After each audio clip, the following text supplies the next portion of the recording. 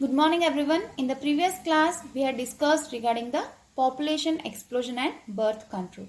And contraceptive methods is one of the methods of birth control. So in this class, we will be discussing a variety or various methods of contraception, and they are usually studied under the heading that is contraceptive methods. So what do you mean by this contraceptive methods means prevention of conception is called contraception, and the methods adopted to prevent conception are called contraceptive methods.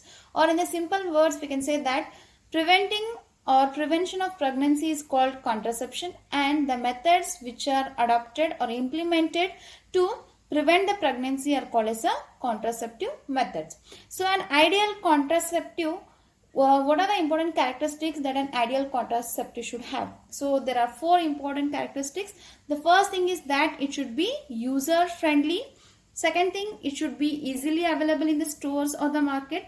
Third, it should be effective and reversible with no or least side effect. And the last thing is that it should in no way interfere with the sexual drive, desire or the sexual act of the user. So these are the 4 important characteristics of an ideal contraceptive. So first is it should be user friendly. Second thing is it should be easily available in the market or the stores. Third thing, it should be effective and reversible with no or least side effects. And the last thing is that it should no way interfere with the sexual drive, desire and the sexual act of the user. So a wide range of contraceptives are presently available, and they can be broadly classified into the following categories. So which are the 2 categories that the contraceptive methods are classified? So the first one is the temporary method and the second one is the permanent method. So under the temporary methods, we are going to see the various other contraceptive methods, and under the permanent methods also we are going to study the 2 different contraceptive methods. So let them study in detail one by one. So coming to the first one, the temporary methods. So what are these temporary methods means? So these are the kinds of methods which are temporarily going to prevent the pregnancy for time being or to postpone to have the child. That is, these are several kinds of methods. They can be adapted to prevent the pregnancy for time being or to postpone to have a child, right? So these methods are only for the time being and to postpone to have a child, right? So under this, the first one is the natural method, or it can also be called as a traditional method.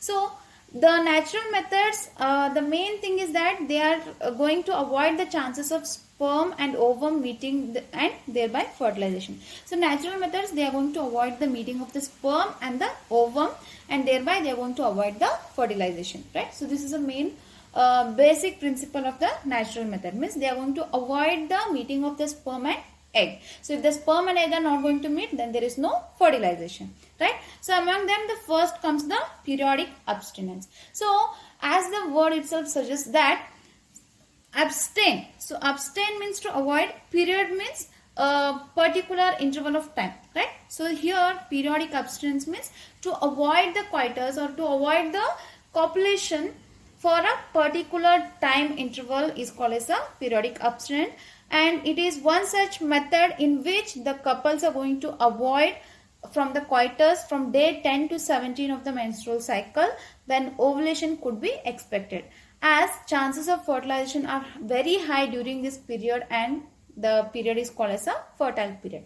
So why the from day 10 to 17, that is these 7 days are called as a fertile period, means the chances of fertilizations are more in this period, so that's why it is called as a fertile period.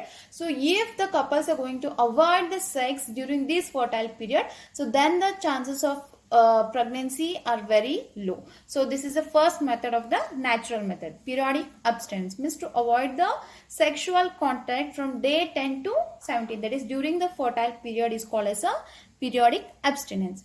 So second comes the coitus interruptus. So what is this coitus interruptus means? So it is another method in which the male partner withdraws his penis from the vagina just before the ejaculation so as to avoid the insemination, right? So it is also called as a withdrawal method. So what happens means during the sexual contact or during the coitus, the male is going to withdraw the penis just before the insemination, so to make sure that there is no semen entered into the female reproductive tract. So if the semen has not entered into the reproductive tract, it is sure that there are no sperms in the ampulla region. If there is no sperms, means there is no chance of the fertilization. So this is the second method of the natural method, that is coitus interruptus. It means we are going to interrupt the coitus or interrupt the sexual contact, or it is usually called as a withdrawal method. So then comes the third one, that is lactational amenorrhea. So what is this lactational amenorrhea? Means the menstrual cycle does not occur during the period of intense lactation following the parturition. So soon after the parturition, there will be the lactation, means the milking period. So the menstrual cycle is not going to occur during the period of intense lactation, right? So therefore, as long as the mother breastfeeds the child fully, chances of conception are almost absent, right? So however, this method has been reported to be effective only up to a maximum period of 6 months following the parturition. So soon after parturition means delivery of the baby. Soon after the delivery of the baby, what happens means there is the lactation period. So that is during the intense lactation, means when the mother is going to feed the child fully. So during that time, the menstruation cycle will be stopped temporarily.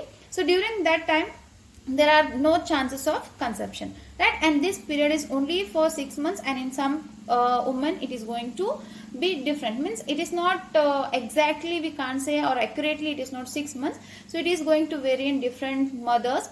So but it can be extended up to the 6 months following the parturition. So what is the important thing regarding these natural methods is that as no medicine or no devices are used in these methods, right? So in the natural method, periodic abstinence, coitus interruptus, lactation and amenorrhea. So as there are no devices or no medicines are used in these methods, side effects are almost absent. Means there is no side effect as it is a natural method, or there is no medicine or the device used in this, right? So even though the chances of failure are high among them, right, which are going to follow this method. So the main advantage is that there will be no side effects in the case of the natural methods, as we are not going to make use any of the medicine or any of the devices. But the disadvantage is that we can't give 100% surety for these methods. Means the chances of pregnancy or getting pregnant are high, or the risk is, means we can say it is risky to undergo these natural methods. So this is regarding the natural methods. So coming to the second method, that is barrier methods, right? So what is this barrier method? Means in barrier methods, the sperm and ovum are prevented from physically meeting with the help of a barrier. Such methods are available for both the males and females. So barrier means, so that is a barricade or the thing which is going to separate the two things, right? So that is called as a barrier method. So here the main intention is that the sperm and the egg, they are not allowed to meet each other. So if they both are not met each other, if they are not going to meet each other, then there is no fertilization. So that is a basic principle of this barrier methods. We are going to make use of a physical barrier so that the sperm and eggs are not going to meet each other. So these barrier methods are available for both the male as well as the female. So what are the different barrier methods? The first thing is a condom. So what is this condom means? So these are the barriers which are made up of the rubber or latex sheath. So thin rubber or the latex sheath. So these are used to cover the penis in case of the males, and they are used, or they are going to means the condoms are available to cover the vagina and cervix in case of the females, right? So in the barrier methods, the first one is the condoms. The condoms are available for both the males and females. These condoms are made up of a thin latex or rubber sheath. So in the males, it is used to cover the penis, and in females, it is used to cover the cervix or the vagina, right? So it is to be used just before the coitus, so that the ejaculated semen would not enter into the female reproductive tract. So again, if the semen is not entered into the reproductive tract, then there is no sperm in the ampulla. If there is no sperm, then there is no fertilization. So this is going to prevent the conception, right? So among the condoms, Nirod is a popular brand of condom for a male, and use of condom also protect the users from contacting the STDs, that is the sexually transmitted diseases, and AIDS. Right? So both the male and female condoms are disposable and can be self-inserted and thereby gives privacy to the user. So the main intention of the making use of this barrier methods is to avoid the pregnancy. By making use of these condoms, what is the one more advantage is that it is also going to avoid, or it is going to prevent from the sexually transmitted diseases, especially the AIDS. So that is the second important thing. So what are the advantages of making use of these condoms is that, so they are easily disposable and they can be self-inserted, and thereby it is going to give the privacy to the user. Right? So the advantages are, it is going to prevent the STDs, that is the sexually transmitted diseases, it is disposable, and it is self-inserted. So coming to the next thing, that is diaphragms, cervical caps, as well as the walls. So what are these means? These are also used as a barriers. They are also made up of a rubber, and they are inserted into the female reproductive tract to cover the cervix during the coitus. So they are these diaphragms, cervical caps, and walls. So they are meant only for the females, and they are going to be used to cover the vagina or the cervix. So they are going to be used to cover the cervix during the coitus. So they are going to prevent the conception by blocking the entry of the sperms through the cervix. So as they are used on the cervix, so they are going to avoid the entry of the sperm into the cervix. And along with the diaphragms, cervical caps, and walls, we can also make use of the spermicidal creams, jellies, and foams. They are also used along with these barriers to increase their contraceptive efficiency. Right? So along with these diaphragms, cervical caps, and walls, the spermicidal creams, jellies, and foams are also used. Right? So make this more effective. So this is regarding the barrier methods, right? So the main principle of the barrier methods is that to avoid the meeting of the sperm and egg.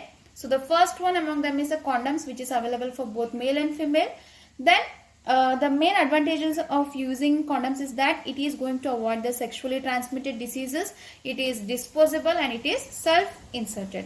So diaphragms, cervical caps, and walls, so these are meant only for the female, and they are going to means they are used to cover the cervix. They are these are not allowed, they are not going to allow the sperms to enter into the cervix. So along with this, we can they can also make use of the spermicidal creams, jellies, and foams, so that the they are going to increase the contraceptive efficiency. Coming to the third one, that is intrauterine devices. So as the name itself suggests that, so these are the devices which are used or they are inserted in the uterus. So that's why they are called as the intrauterine devices. So these devices are inserted by the doctors or the expert nurses in the uterus through vagina. Right? So these intrauterine devices are mainly, they can be classified into three types. The first is the non-medicated IUDs, then copper releasing IUDs, and the hormone releasing IUDs. So the IUDs can mainly classified into three types, that is non-medicated IUDs. So the example of the non-medicated IUDs are lipase, loop. Then copper releasing IUDs, the examples are the copper T, copper 7, and multilode 375. And the hormone releasing IUD, the examples are the progesterone and the LNG 20. Right? So the IUDs are going to increase the phagocytosis of the sperms within the uterus, and the copper ions released suppress the sperm motility and fertilizing capacity of the sperms. So how these IUDs are going to work means, there is an increase in the phagocytosis of the sperms, means the sperms are going to die. Then second thing is that means it is going to, the coppers which are released by the copper T and copper 7, so these copper ions, they are going to suppress the sperm motility and the fertilizing capacity of the sperms. And the hormone releasing IUDs in addition make the uterus unsuitable for implantation and the cervix hostile to the sperms. So IUDs are ideal contraceptives for the females who want to delay the pregnancy and space children. So this is known to be an ideal contraceptive for the females who want to delay the pregnancy and space the children. How these IUDs are going to work means, they are going to increase in the phagocytosis of the sperms, and they are going to suppress the sperm motility. They are going to decrease the fertilizing capacity of the sperms. Along with that, they are going to make the uterus unsuitable for implantation and the cervix hostile to the sperms. Right. So this is regarding the IUDs. Then coming to the last one of the temporary methods, that is the oral contraception. So as the word itself suggests, oral contraception means these are the tablets which are taken through our mouth. So that's why they are called as the oral contraception. Oral administration of small doses of either progestogens or progesterones and estrogen combinations is another contraceptive method used by the females. So this oral contraception is only for the females, right? So this is either only made up of a progesterogens, or it is a combination of both the progesterone as well as the estrogen. So they are used in the form of tablets. Popularly they are called as pills, right? So pills have to be taken daily for a period of 21 days, starting preferably within the first 5 days of the menstrual cycle. So after that there should be a gap of 7 days, and it has to be repeated in the same pattern till the female desires to prevent the conception. So they are going to, how they are going to act means, they are going to inhibit the ovulation and implantation, as well as they are going to alter the quality of the cervical mucus to prevent the entry of the sperms. So this oral contraception, or which are usually called as the pills, so they are going to inhibit the ovulation, and they are also going to inhibit the implantation, as well as they are going to alter the quality of the cervical mucus to prevent the entry of the sperms. So pills are very effective with the lesser side effects and are well accepted by the females, right? So pills are very effective also, and they are also with a lesser side effects, and it is also very easy to have. So that's why they are well accepted by the females. So the Saheli is a new oral contraceptive for the females, which contains a non-steroidal preparation. So it is once a week pill with a very few side effects and a high contraceptive value, right? So Saheli, this is a new pill or a new oral contraceptive. So it is also called as a once a week pill, and it is having a very less side effects and a high contraceptive value. So progesterone alone or in combination with the estrogen can also be used by the females as an injection or implants below the skin, right? So either they can have through the mouth, that is through the oral consumption, or they can also take the injections or implants below the skin, right? They can either take them through the mouth or through in the form of pills, or they can also just take in the form of injections or the implants under the skin. So these oral contraceptives are means they are well accepted by the females. So now coming to the permanent methods. Permanent methods means which are irreversible, right? So they are usually called as a surgical methods. There are two, one is vasectomy and one is the tubectomy, right? So the permanent methods are the surgical methods. So it is also called as sterilization. It is also called as a sterilization method. So it is generally advised for the male or female partner as a terminal method, means completely going to end the method to prevent any more pregnancies. So the surgical intervention blocks gamete transport and thereby prevent the conception. So here the main or the basic principle of this permanent method or the surgical method or the sterilization is to prevent the transport of the gametes, means it is going to block the transport of the gametes in the vasectomy. So vasectomy is in case of the males and tubectomy is in case of the females, right? So what is this vasectomy means? This is a method of male sterilization, means the sterilization in case of the males is termed as vasectomy. So it involves the surgical removal or tied up of a small portion of each vas deferens, means there are two vas deferences, and so this is means it is going, either they are going to tie up means, or they are going to cut a small portion of this vas deferens and then they are going to make a stitches. So an incision is made in the scrotum on each side. So then each vas deferens is tied at two places and the portion between the two ties is removed. So it is going to prevent the passage of the sperms into the urethra. So vasectomy is usually called as a male sterilization. So what they are going to do in vasectomy means they are going to remove a small part of the vas deferens and then they are going to tie it up so that there is no passage of the sperms, or it is going to block the passage of the sperms into the urethra, right? So the second thing is that tubectomy. So what is this tubectomy means? It is also called as a tubal ligation. So this is a method of female sterilization. So this is a method of a female sterilization. So it involves the surgical removal of a small portion of each fallopian tube. We know that there are two fallopian tubes, and there they are going to make, or they are going to remove a small portion of the fallopian tube from both the fallopian tubes. So the fallopian tubes are identified and cut off. So the ends are the cut ends are tied So it is going to prevent the passage of the ovum into the uterus, and thus it is going to avoid the fertilization, right? So this is how it is going to work in case of the vasectomy and tubectomy, right? So these are the various contraceptive methods. So they are mainly classified under two categories. One is the temporary method and the permanent method. So under the temporary method, so what is this temporary method means? They are going to avoid the pregnancy for time being, and they are going to postpone to have the child. So among them, the first one is natural method. So in that we have studied the periodic abstinence, coitus interruptus, and lactational amenorrhea. So the second method is barrier method. So the main principle of this barrier method means it is going to avoid the meeting of the male and female gametes. So among them we have studied two types. One is the condoms, and second one diaphragms, cervical caps, and coils. So then the third one is the intrauterine devices. So these are the devices which are inserted in the uterus. There are three types of intrauterine devices. The first is non-medicated intrauterine device. Second one, copper releasing intrauterine device, and the hormone releasing intrauterine devices. So the best examples are the lipase loop, Progestasert, LNG 20. And the last method of the temporary method is that oral contraception. So the oral contraception, they are usually called as the pills, and the most recent one is the Saheli. So coming to the permanent methods, there are two permanent methods. So one is the vasectomy and second one is the tubectomy. So they are usually called as a sterilization. Vasectomy is termed as a male sterilization, and tubectomy is termed as a female sterilization, right? So this is all for today's class. And in the next class, we will be discussing regarding the MTP. So what do you mean by MTP? Means medical termination of pregnancy. Thank you.